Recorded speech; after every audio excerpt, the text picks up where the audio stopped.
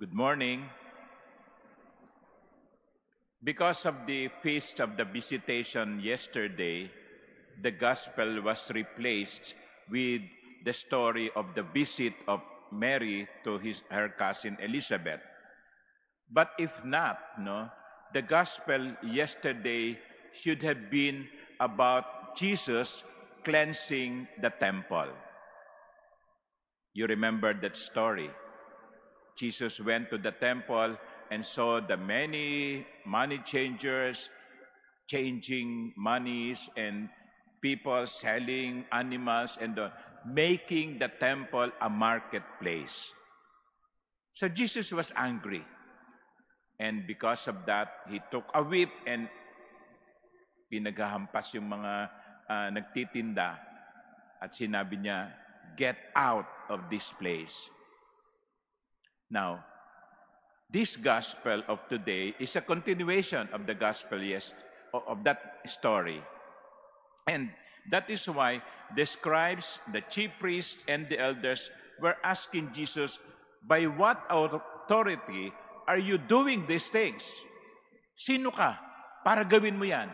Sino ka para linisin mo ang templo? Sino ka para manggulo dito?" So hindi siya sumagot ng diretsahan. Instead, Jesus asked them, "Okay, you want to know where my authority comes from? First, answer my question." And then, he told the story of John the Baptist. The baptism of John, where did it come from? From heaven or from earth? And this is the dilemma of the chief priests and the elders and the scribes. If they say from heaven, Jesus would say, "Why did you not believe him?" Pag sinabi naman nilang, "Well, gawa-gawa lang yan ng tao," lagot sila sa mga tao.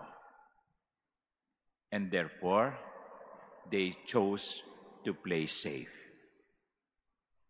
And they said, "We do not know."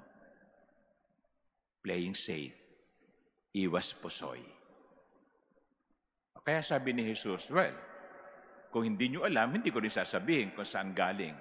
Kasi ang punto ni Jesus ay sabihin, ang ginagawa ko ay galing sa gusto ng Diyos. My authority is divine.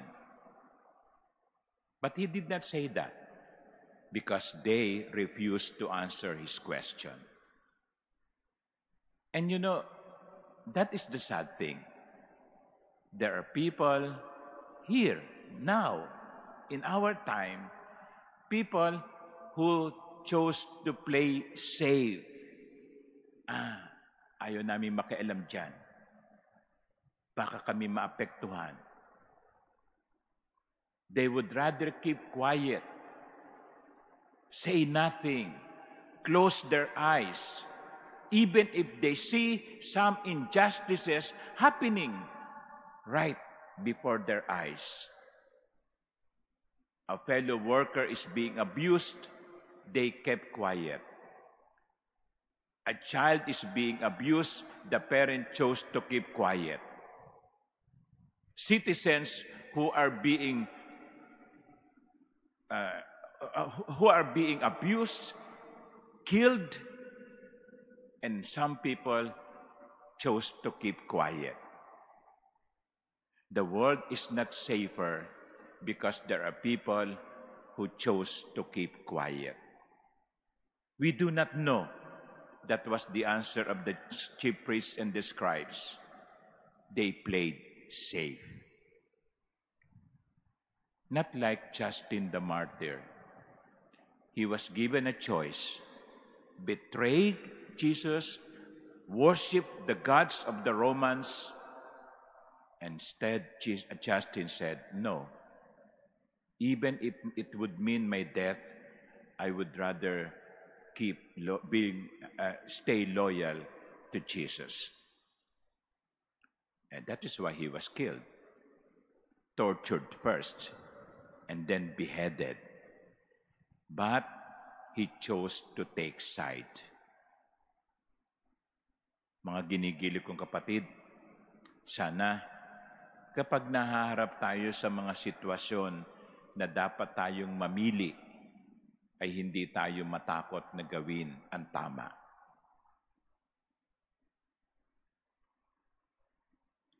Ulitin ko, sana kapag nahaharap tayo sa mga sitwasyon na dapat tayong mamili, gawin natin ang tama. Amen.